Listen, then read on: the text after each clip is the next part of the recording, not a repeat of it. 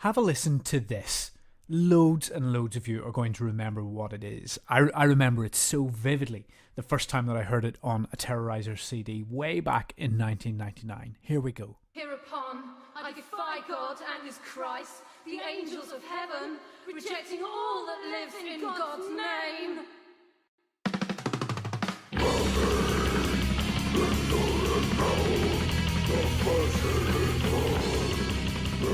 Bring back any memories? Of course it does. It was the sound of that amazing new death metal band landing, and what an impact they had. They were Akercocke, sharp-suited and some amazing riffs and just incredible drumming. So you know the story. Across the next 10 years they'd put out several excellent albums, culminating, I always felt, in the superb Coronzon. But of course time takes its toll and they broke up. But I'm delighted to say they are now back and they're about to release a new album. And in this podcast, we're going to hear some of that album, some of it really exclusively. It's not even finished yet. It's not even mastered or anything like that. We get exclusive access to it. You're going to hear it. And when I say that we're getting it totally exclusively, I really mean that, because it's coming straight off Jason Mendonca's computer. So today we are talking to Mr. Jason Mendonca, the band's main man, about what it's like playing death metal at the absolute top of the style. There was such a sort of unspoken link between us all on stage at that moment. I remember just jumping on the drum riser and going, "Dave, unleash it!"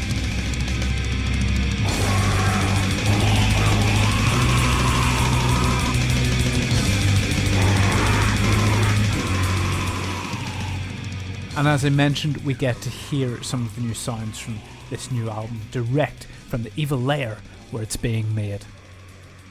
Kieran, let me take you to my bedroom. Because that, dear listeners, is the kind of access only Metal Ireland gets. So, welcome to the Metal Insight Podcast, episode number 32, produced and recorded by MetalIreland.com. I'm Earl Grey from Metal Ireland, and in this episode we're featuring the death metal high priests, Akercocke. Now, just before we start, I want to tell you about a great competition that we're running. You know, we've talked on Metal Ireland a lot about our hearing, and basically how wrecked it can get from gigs and rehearsals and that kind of thing. I know mine is absolutely shot, unfortunately. I've had my ears syringed twice now, since I guess you guys all really needed to know that. And I really hated it. I hated it both times it happened. It was deeply uncomfortable, and I really didn't think that my hearing really got back to the level it was at anyway. You know, so it sucks. Just do anything not to have to do that. I spent so long at rehearsals with like death metal drums just going right beside my eardrums, no earplugs, like an idiot, standing in front of monitors at gigs, right down the front, headbanging like an idiot.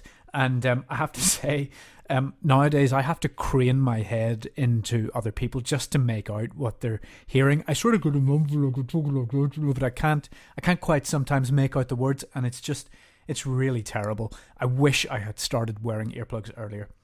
So what can I do about this? Well, I've teamed up with a Dutch earplug manufacturer called Alpine to run a competition where you can win some of their earplugs, because I just really kind of passionate about this, and I want to help you guys not be as deaf as me.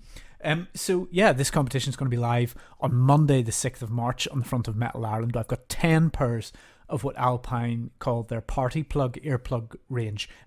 Alpine's range is, some of them are specifically designed for musicians and gig goers, so you really want to check those guys out, Alpine.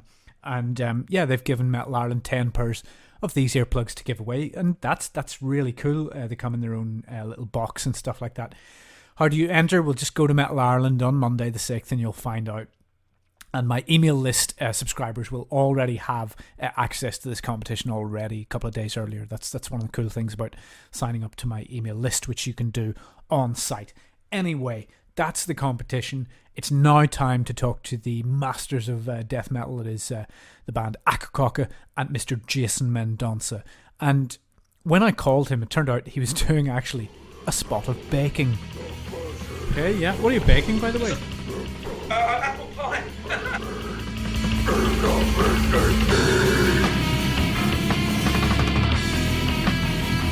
First things first, you guys have been out of the game, obviously, for quite a while. What was the motivation to come back?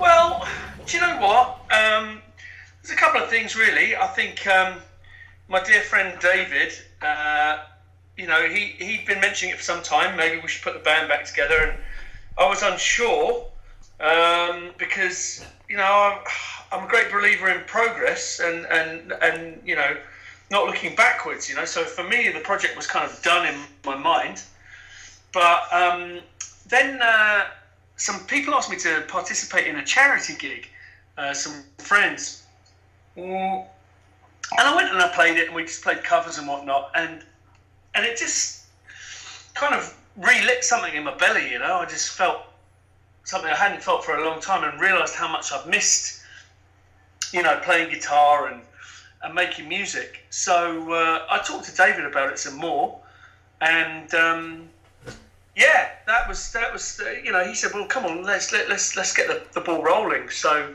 that's what we've done. So I think that kind of ties into the fact that the new Akercocke is a bit different from the old Akercocke in some ways. They're a bit older and a bit wiser, but it's still very much the same band. So I think that's probably how it came about. It's a very interesting thing that you said there. You referred to the fact that the project was done, and I must say, I never thought of Akercocke as a project. I mean, you were very much a band on a mission with an identity and a fully formed idea of yourselves and what you're doing. It feels weird to hear it referred to as maybe as a project. Well, I think it's probably to sort of contextualise the adjective. It's more like around the fact that David he's a consummate professional and musician, and he's had his fingers in so many pies. So after I was unable to persist with Akercocke, he was still very, very much active in the Antichrist Imperium and Voices, and any other musical endeavours that he and his chums may have been involved in. So it's kind of like a project. It's just one tentacle in a multitude of kind of tentacles of musical expression for all of us. We're all involved in lots of different things, but not to the same degree that David is, I think. Indeed. Look, take me right back here, because I remember, I basically remember day one. I remember, with complete clarity, getting that episode of Terrorizer where you guys, you just got the album of the month straight off the bat. You were sitting there in your shirt sleeves outside the cafe. It was also so very, very different. When you think back to that first album, I mean, the thing that even then the production was bollocks, like even then it was rubbish, and yet it was so fierce and essential. Would you change anything about that first album? No, not really, because I think that, recordings encapsulate a point in time in your lineage and in your development, and that first one was recorded live with all of us in the room. That was live? Yeah. Wow. That's not a multi-track recording. That was live. Oh, Molly, didn't know that. In 5 hours, and it was never really intended as an album. It was really sort of more of a demo, to be fair. And then I can't. It's so long ago. I can't really remember how we ended up deciding to kind of self-release as a record. But no, I wouldn't change anything about it at all. Yeah, it sounds like shit, but at the same time. It encapsulates the moment, the vibe of what was going on, and I think the same is true of the subsequent records. The only one that I'm personally sort of let down with in terms of production and technicality is the fifth album, Antichrist, which I don't think the songs are represented by the audio very well at all.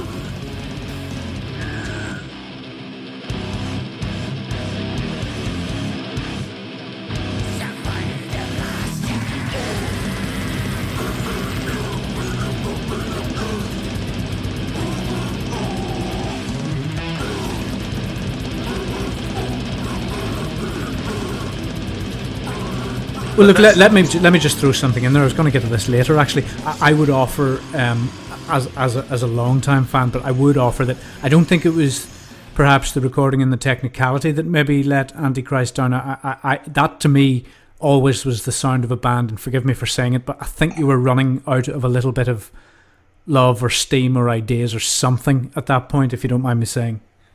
No, I mean, you're welcome to your opinion, and that's absolutely fine. I think for me, you can very, very clearly hear the separation between Matt Wilcox songs and my songs on there.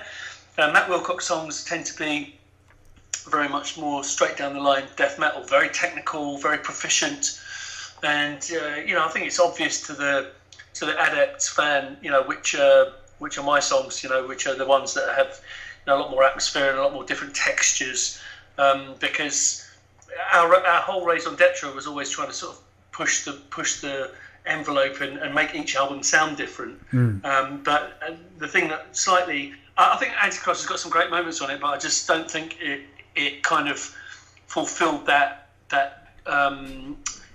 inherent kind of desire to really sort of keep the album sounding different, because I think in some ways it was quite revisionist, and by virtue of the fact that there are some very obvious kind of like straight down the line death metal, and there's loads of people who play death metal, right, and loads of people do it way better than us, so why reinvent the wheel? Just bear with me just a second. Sure thing. I just need to check the oven. Yeah, no, that's got a little way to go yet. I cannot believe that we're having the Great British Death Metal Bake Off. I'm going to text you that picture. I just. Hey, look, can I use? You got to let me use this picture. Come on, you got to let me use this. Yeah. No, you're welcome to it. Right, let me see. You got to use this picture, man. I will use this. I interviewed Jason from Akercocke, and this is what he was wearing. Unbelievable.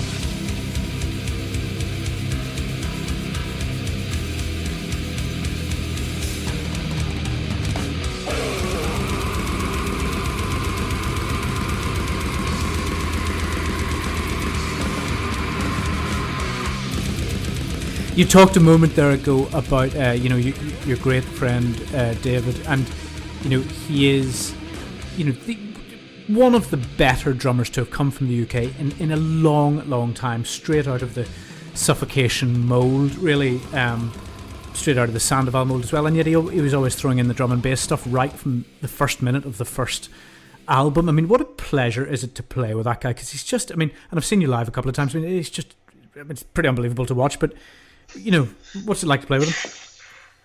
Do you know what, Kieran? I've been lucky, over the past 20 years to do a lot of interviews, but that's one of the toughest questions anyone's ever asked me. Are you going soft or something? What's hard? He's. Do you know what? Right? He's my best friend and he's my oldest friend. I don't really have a best friend. I'm very, very fortunate that I count a handful of people as people that I love very, very deeply and that I trust. And I consider them all my best friends. But, Dave and I, we've got that musical connection.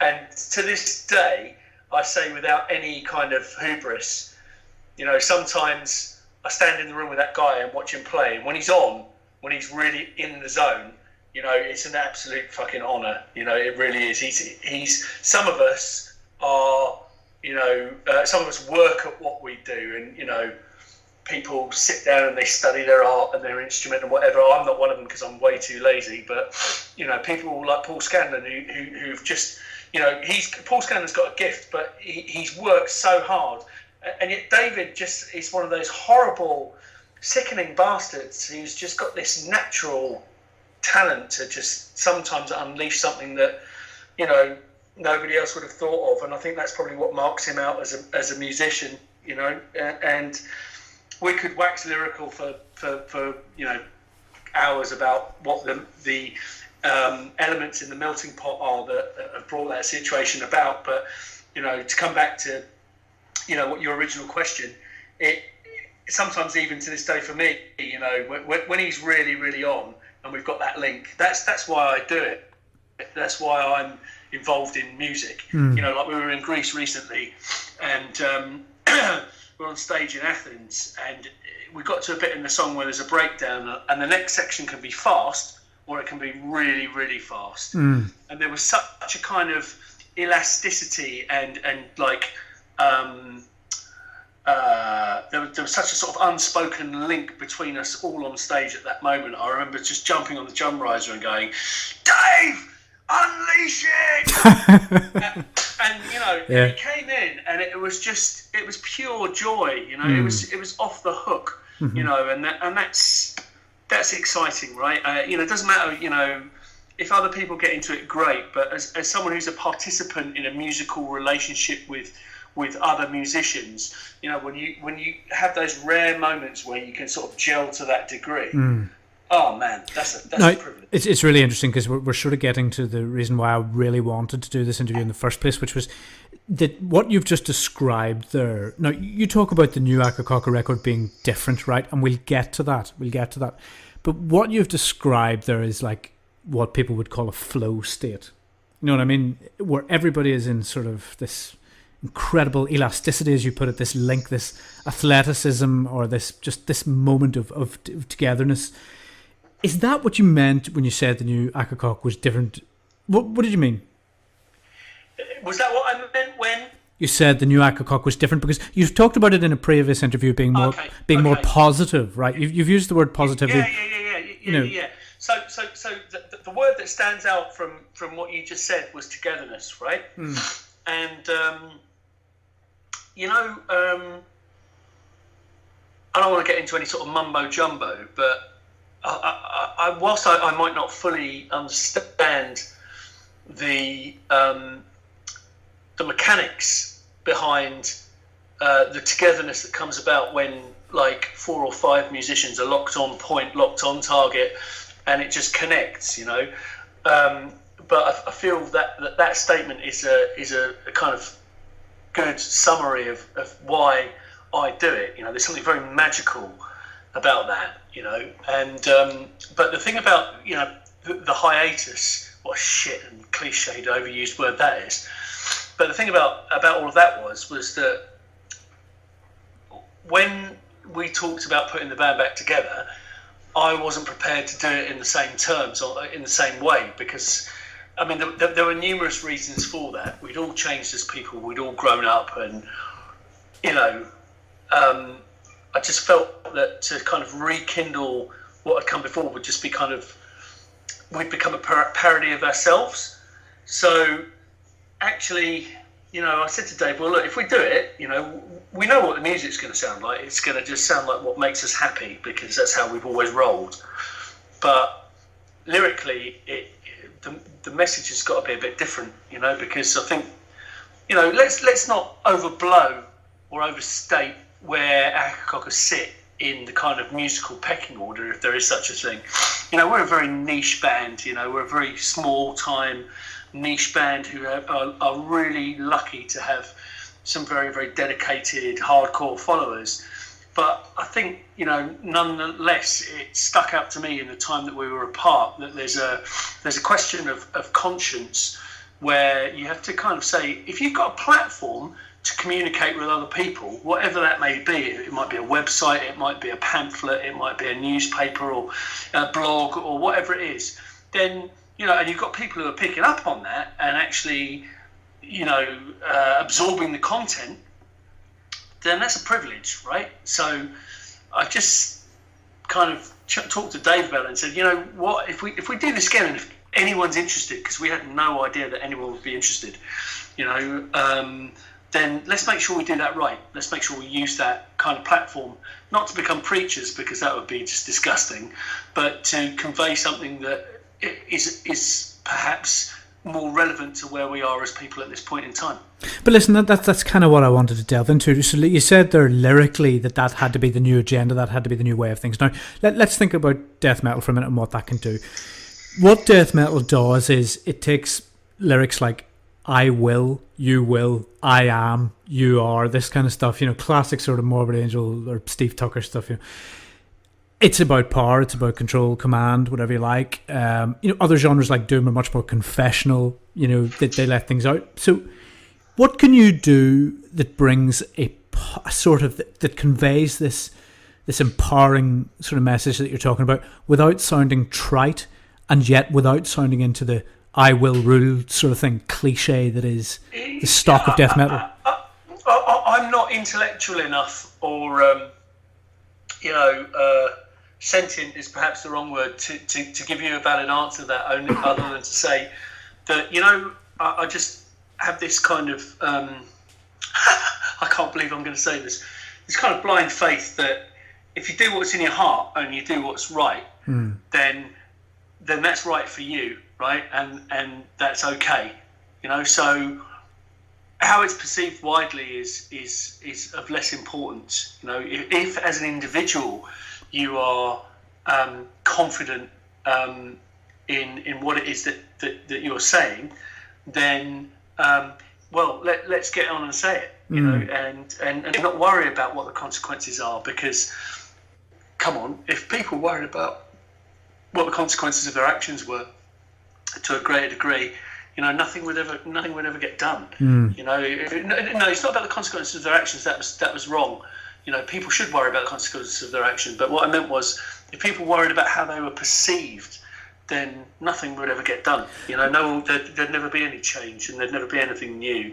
You know, there'd just be people conforming to what has been established before, and yeah, that would just be rubbish. Well, look, give us a clue. What does it sound like? I mean, it obviously sounds like you guys, and Paul's obviously back in the fold. But you know, what are we going to hear? It's going to be like the Voices record, maybe something like that. Fuck no, man. What's it going to be? No. Do you know what? That's a good record. Do you really want to know what it sounds like? Oh yeah, come on. Fire up Pro Tools. Kieran, let me take you to my bedroom. Not for the first. Here we go. Right, let's put some light on in here so you can see. I don't know if you can see the screens here. So you're recording at home at the moment. You're layering at home, are you? Yeah, absolutely. Yeah. So the drums have all been studio recorded. Yeah. And then I have a Pro Tools rig at home. And let me just share some of this with you. What does it sound like? Some of it sounds like this.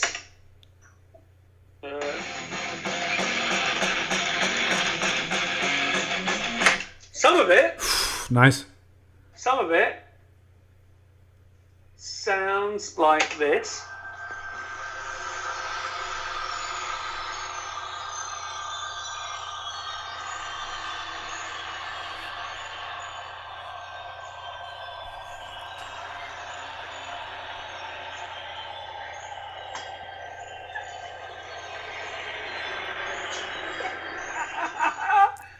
And some of it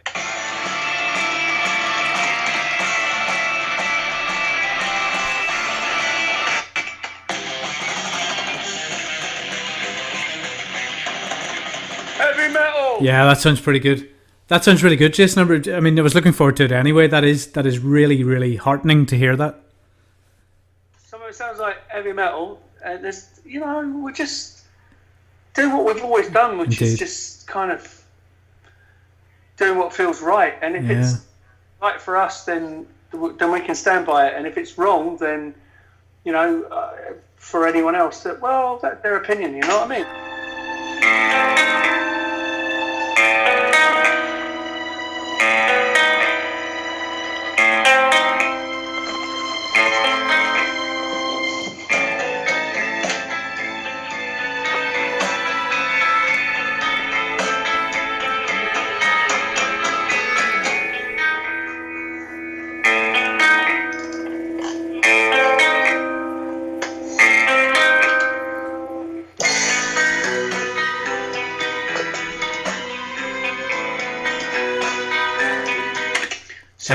Excellent. We're covering a lot of territory. Yeah. One thing I noticed there is I was just thinking, you guys always did do that nice, clean, reverbed, almost goth, plucky guitar. And I always had this question I always wanted to ask you. Skin for Dancing In, right? Yeah. Was that from Susie and the Banshees? No. But that's a very astute question, because we've been hugely influenced by a particular era of Susie. The Juju era, by chance? Yeah, of course, the Juju era. You know? Incredible. I mean, Budgie, I can hear where David might get something out of Budgie, you know. But when you listen to the new record, you know, when it finally emerges in May or whenever the fuck it's coming out, you're gonna hear. Yeah, that's a lot excellent. of Budgie in there. That is great.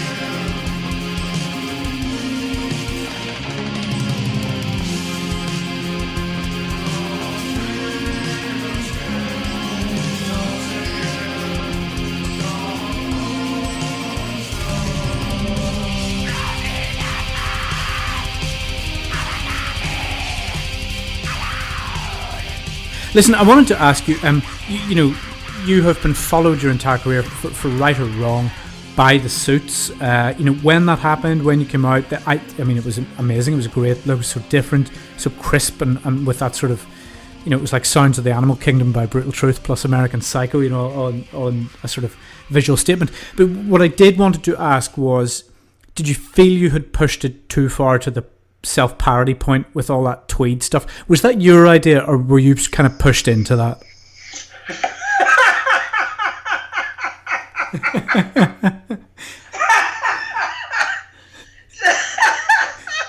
Was it my idea? I think it was probably like a sort of I'm not going to blame David. Yeah, no, David and I mean, the thing you got to remember, well, he looked like he was channeling his inner rector. The thing is like at the time we actually dressed like that. It wasn't contrived. As mad as it might sound. I mean, I've got I still wear tweed, you know? But, yeah. But do you concede that it maybe started giving the wrong impression, fun and sartorially? What's the wrong impression, Kieran? What's the wrong impression? Well, here's what I'd say. What's the right impression? Do you know what I mean? Like, if at any point, you know, if we'd have conformed, like when this band started in 1996, 1997, whenever it was, we played our first gig, right? And here's a true story. And we played at a club called the Red Eye, which was like a seminal kind of underground venue in London, right? And the house sound engineer, we didn't have our own sound engineer then, came up at the end of the set and he went, "Yeah, mate." He said, that went off bad. He said, "But I tell you what, you've got to do something about that band name." And 20 years later, we still have the same unpronounceable, absurd band name, right? And the whole business with the Suits and presenting ourselves differently, right? What? We could have conformed. No, the Suits were brilliant. I mean, I know you answer this question every fucking interview, right? The Suits are fine. It was when you were doing photo shoots in stately homes, you know, with monocles. That is fun. Well, it's classic English eccentricity, isn't it? Being on horseback and being photographed with girls, and you know, that was good fun. You know, and it's about. Sorry, I'm being taxed by my children for swearing. That's just good fun, man. You know, that's just and you can say, "Oh, it was perceived in the wrong way." I don't give a shit. We were having a laugh. I look back at those photos and they make me cry with laughter.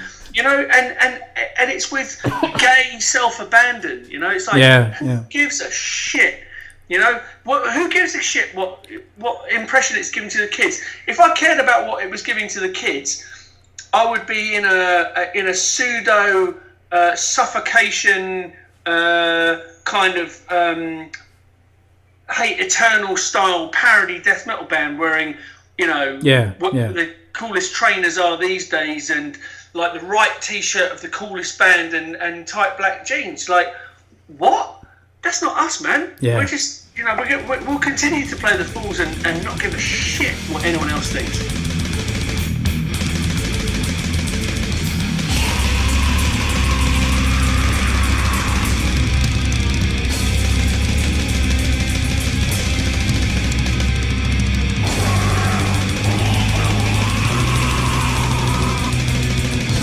Listen, I thought the high point of up until now, I thought with Coronzon, that was when you reached your excelsis. That sort of, you know, Leviathan was a great track. It was the great example of where you had gotten to. But as an album, it was wholesome. It was just brilliant. I mean, how do you look back on that album? I mean, it must have been a standout to you. Do you know what? There were a couple of things around that time that do stand out to me. I think if people knew what was involved in the production process, they'd just laugh, you know, because, you know, we've always produced the music ourselves and recorded it ourselves, and it's always been with whatever tools have been available. There's always been a very utilitarian kind of can-do sort of attitude. Sorry, bear with me just a second. So hang on. Status update on the apple pie. Soggy bottom. it's looking good. Okay. It's coming out soon, but I think it's got another 15 minutes yet. Excellent. Okay. So, I think the standout moments for that was that our first album for Earache. I think it was. I think so. Yeah, and so we, David and I went to America for the first time. We met Neil Kernan, and we went to a studio with somebody who has an immense breadth of knowledge based on their experience, and that kind of transformed our very workman-like recordings into something that helped to transform those recordings into something that I think probably does hold up.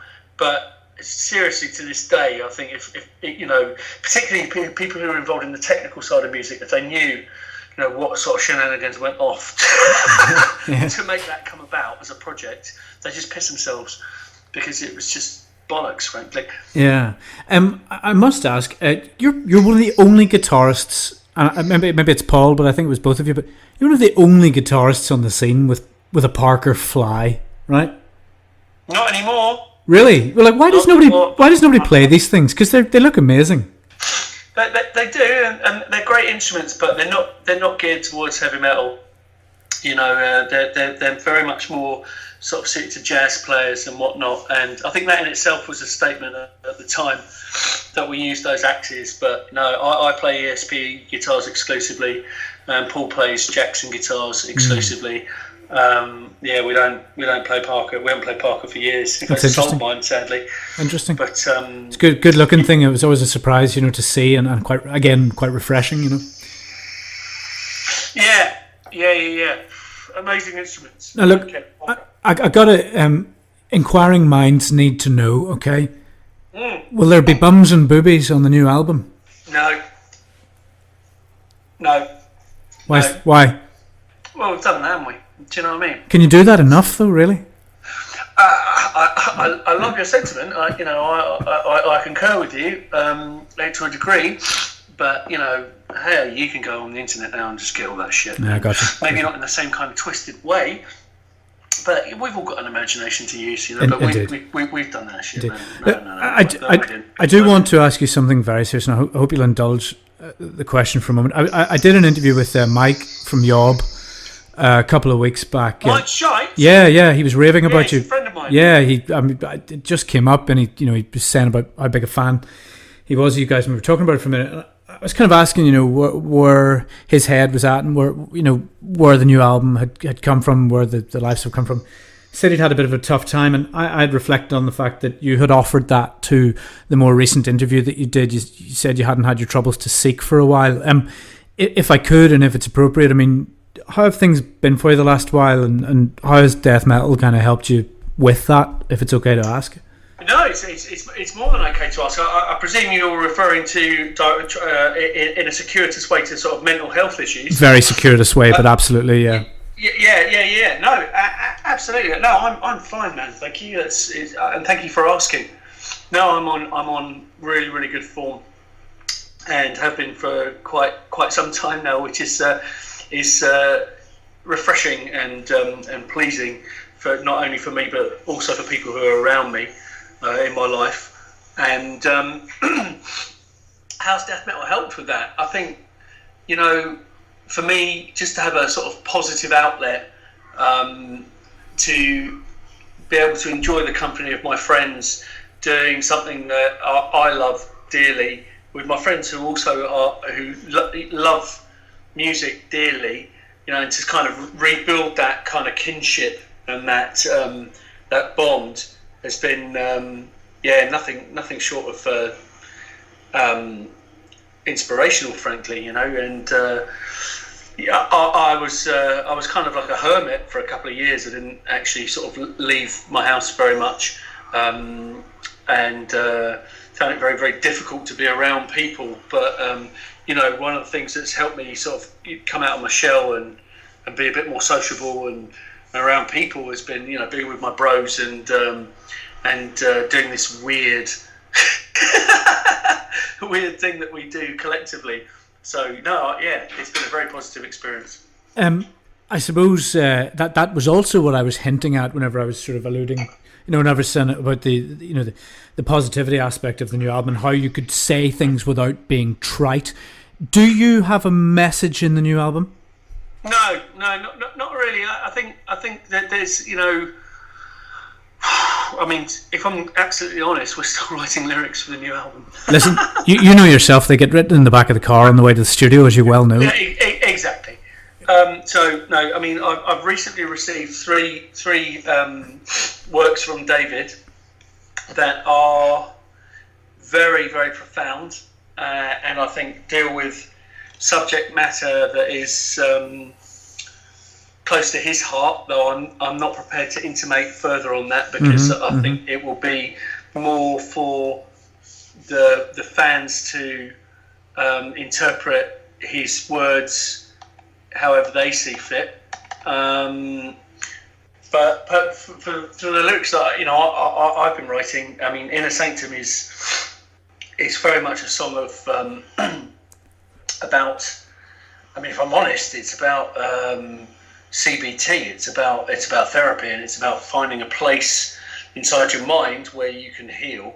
And if you ever feel in a situation where you feel marginalised or attacked or anxious inside your very self, then you can take yourself off to a place, if you've got the toolkit, to a space where actually you can just recenter yourself and then bring yourself back into the reality that's around you and deal with those things that for other people might seem to be everyday issues or conflicts or discussions, or even the most ordinary of sort of human operation.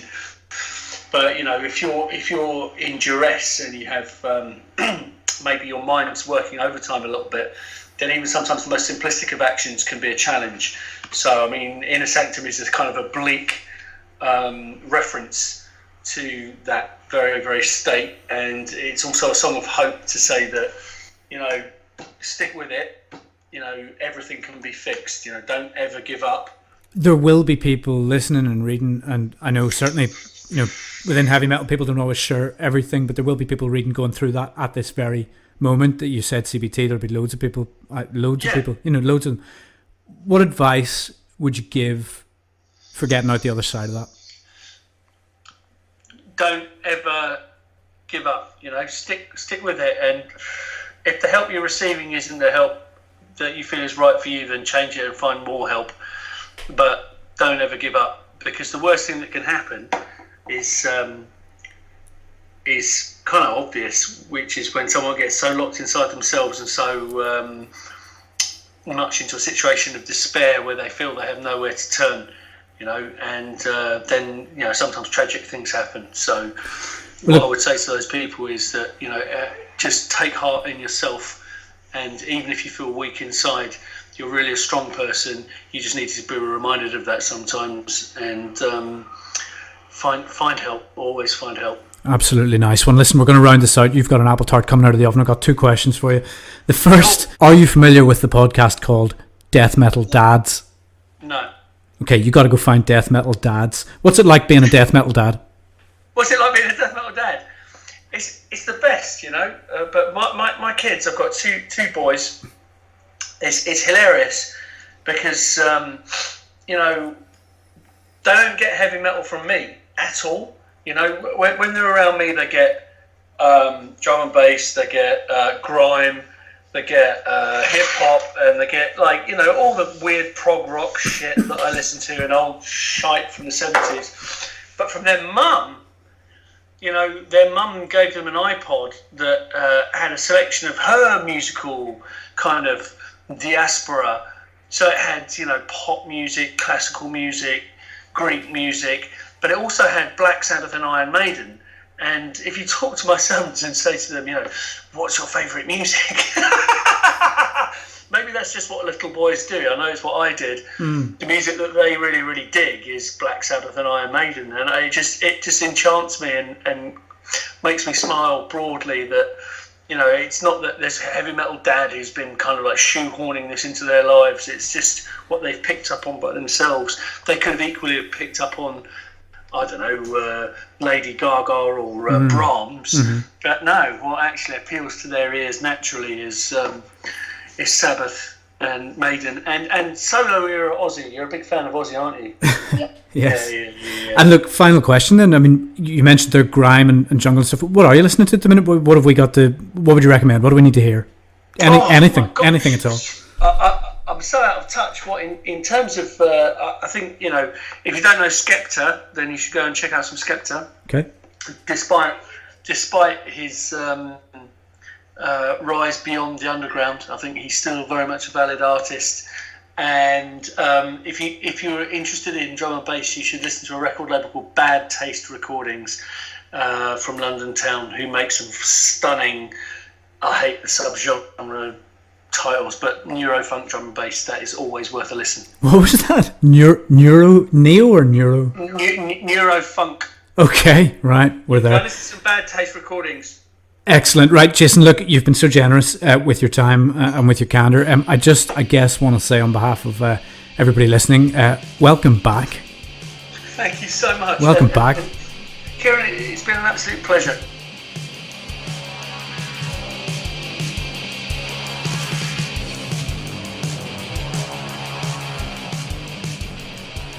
Well, what a guy. That was Jason Mendonca from Akercocke.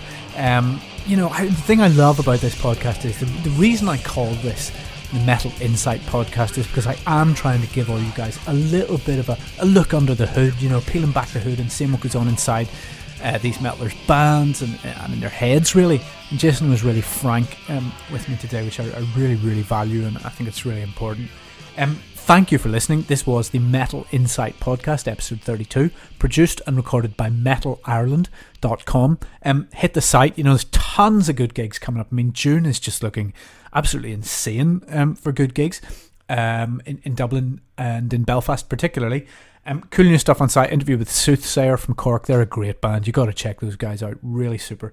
And cool new stuff from the review of the new Nadrid demo, which is, it's just fantastic. So you got to hear that.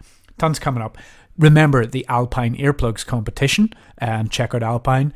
Get on site on Monday to enter. But as I said, my mail list readers have access to that competition already. So sign up for the mail list. And the best thing you can do for this podcast is leave me a review on iTunes or Stitcher, wherever you get this podcast. Just leave a review. It really helps because we work so hard to bring you the best quality stuff, which I know you can hear from listening. So that's it from the Metal Insight Podcast, produced and reported by metalireland.com. Over and out. Till next time.